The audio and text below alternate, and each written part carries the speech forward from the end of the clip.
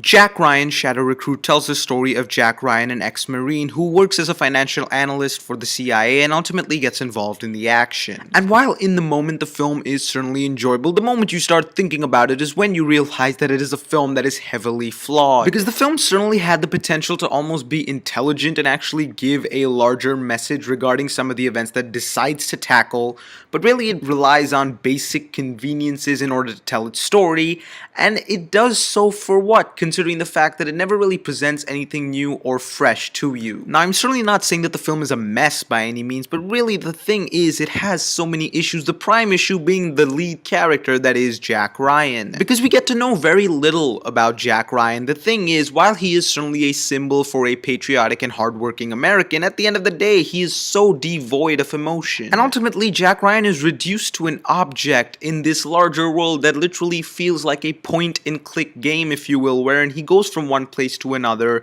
extremely conveniently. In fact, he's told at times, or most of the time, what to do. He's more so following orders than thinking of things on his own.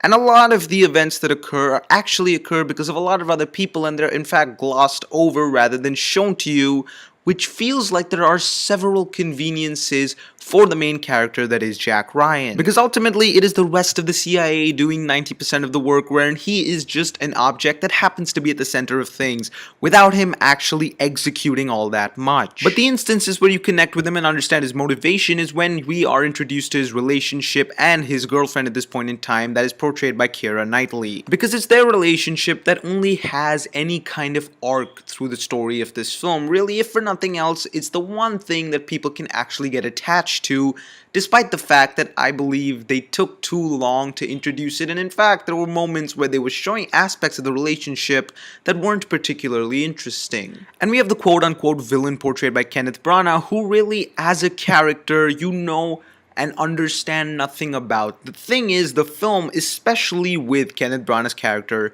decides to rely on earlier used and in fact the most basic, dare I use the word cliches, in order to give you a sense of who the character is. Because in order to portray a man as evil, the film believes that the only way of doing that is if he hits people that are on his side and hurts his henchmen and various people who are in fact working for him and that could actually in the future help him. That feels like the only way that the film thinks in which it can actually show this character as negative, rather than showing his motivation or maybe a particular line of dialogue to express that.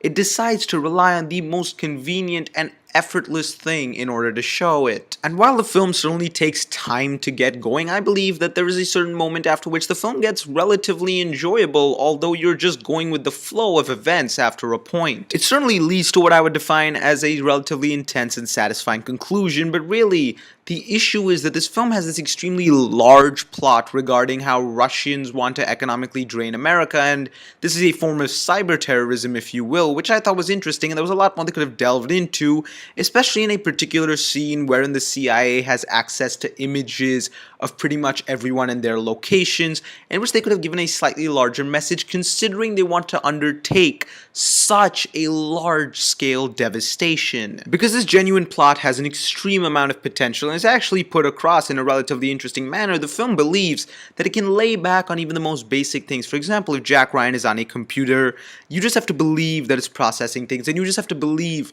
that certain events are occurring, and after a while, going with the flow just doesn't feel like enough. Because the film isn't able to entirely convince you, and furthermore, there are a few moments that have inconsistencies, or at least lack logic from a character perspective. Then again, you haven't been fully introduced to any character on screen. There's no denying that one can enjoy Jack Ryan's Shadow Recruit, but it really was not for me. It's a film that had its moments, but I was never attached to, never even engaged by, and really was a film that never excited me for even a moment now that I come to think of it.